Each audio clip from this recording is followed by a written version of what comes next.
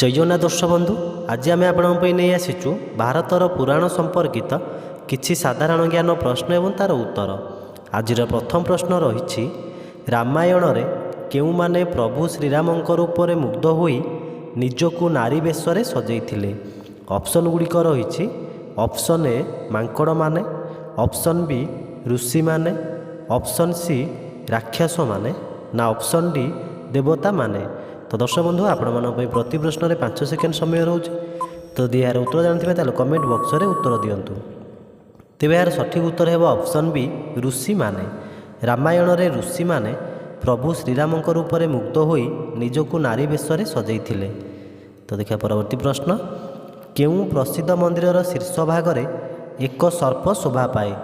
Option गुड़िक रही option A Shrimandir, option B Bhagabati Mandir, option सी हिंगुड़ा मंदिर ना ऑप्शन डी जोरंदा मंदिर।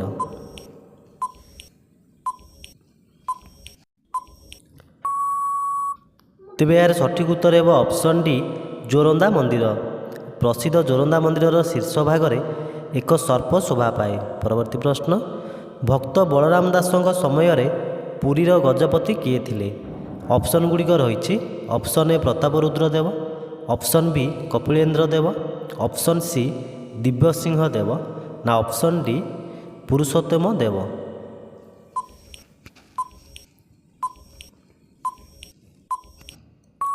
तेज यार सठिक उत्तर है ऑप्शन ए प्रतापरुद्र देव। भक्त बलराम दासଙ୍କ समय पुरीर गजपति प्रतापरुद्र देव थिले। तो देखा आपनकर परवर्ती प्रश्न, निजे पिंधिथिबा लुगा कानी रे बिंची न होइबा पई केउ पुराण रे बारण करा जायछि। ऑप्शन गुड़िक रही ऑप्शन ए अग्नि पुराण, ऑप्शन बी वायु पुराण, ऑप्शन सी लक्ष्मी पुराण ना ऑप्शन डी हरिवंश पुराण।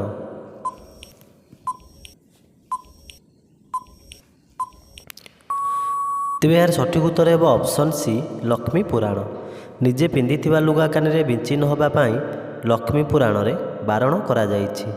परवर्ती प्रश्न, सती अहल्या स्वामी नाम कौन। ऑप्शन गुड़िक रही option A Manu, option B Vashishtha, option C Dadhichi ना ऑप्शन डी गौतम।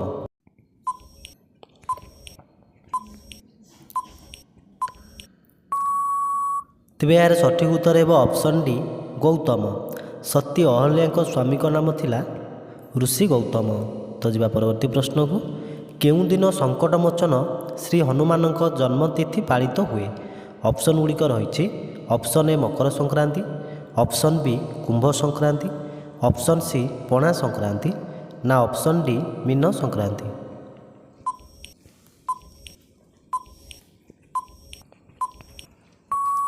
तेज यार सठिक उत्तर है option C Pana Sankranti.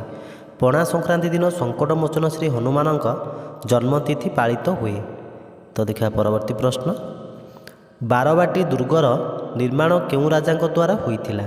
Option गुड़िक रही ऑप्शन ए तृतीय अनंग भीमदेव, ऑप्शन बी चोड़गंग देव, ऑप्शन सी लांगुड़ा नरसिंह देव ना ऑप्शन डी पुरुषोत्तम देव।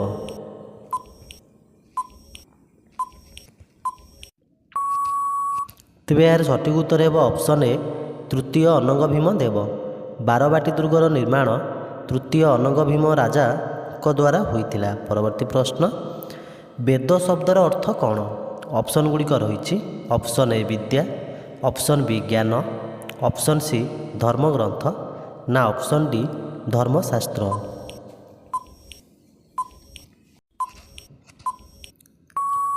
तेज यार सठिक उत्तर है ऑप्शन बी ज्ञान। वेद शब्दर अर्थ होउछि ज्ञान। परवर्ती प्रश्न, श्रीकृष्णଙ୍କର विद्या शिक्षा केबे आरंभ होइथिला। ऑप्शन गुड़िक रही ऑप्शन ए गोपरे थिबा बेले, ऑप्शन बी वृंदावन रे थिबा बेले, ऑप्शन सी मथुरा जिबा पूर्वरु ना ऑप्शन डी मथुरा जिबा परे।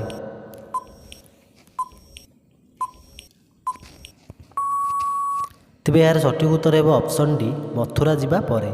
श्रीकृष्णଙ୍କର विद्या शिक्षा मथुरा जिबा परे आरंभ होइथिला। परवर्ती प्रश्न, सांब दशमी रे काहार पूजा करा जाए। ऑप्शन गुड़िक रही option A Garuda, option B Surya, option C Chandra ନା ଅପସନ୍ ଡି ଇନ୍ଦ୍ର।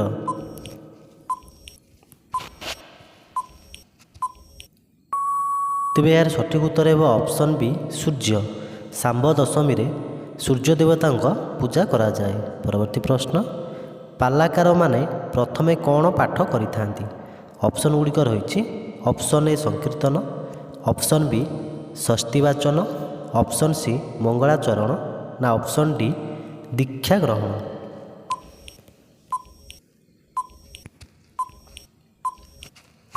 ତେବେ ଏହାର ସଠିକ୍ ଉତ୍ତର ହେବ ଅପସନ୍ ସି ମଙ୍ଗଳାଚରଣ। ପାଲାକାରମାନେ ପ୍ରଥମେ ମଙ୍ଗଳାଚରଣ ପାଠ କରିଥାନ୍ତି। ତ ଦେଖିବା ପରବର୍ତ୍ତୀ ପ୍ରଶ୍ନ, କେଉଁ ଦେବତାଙ୍କ ବାହନ କାଉ? ଅପସନ୍ ଗୁଡ଼ିକ ରହିଛି ଅପସନ୍ ଏ ଶନି ଦେବତା, ଅପସନ୍ ବି ରବି ଦେବତା, ଅପସନ୍ ସି ମଙ୍ଗଳ ଦେବତା ନା ଅପସନ୍ ଡି ଚନ୍ଦ୍ର ଦେବତା।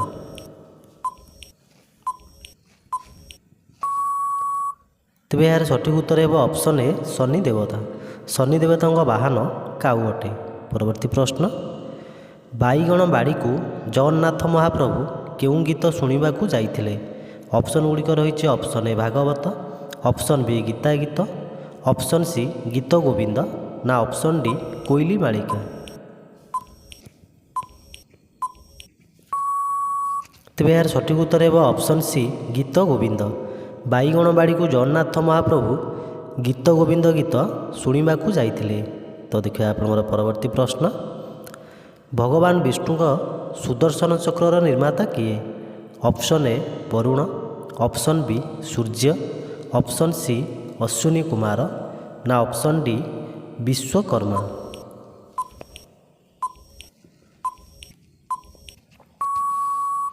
ତେବେ ଏହାର ସଠିକ୍ ଉତ୍ତର ହେବ ଅପସନ୍ ଡି ବିଶ୍ୱକର୍ମା।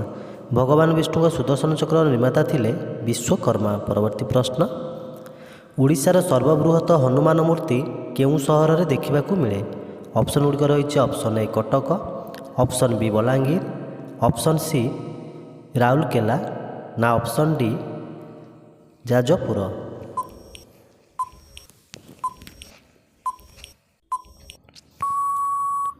ତେବେ ଏହାର ସଠିକ୍ ଉତ୍ତର ହେବ ଅପସନ୍ ସି ରାଉରକେଲା। ଓଡ଼ିଶାର ସର୍ବବୃହତ ହନୁମାନ ମୂର୍ତ୍ତି ରାଉରକେଲା ସହରରେ ଦେଖିବାକୁ ମିଳେ।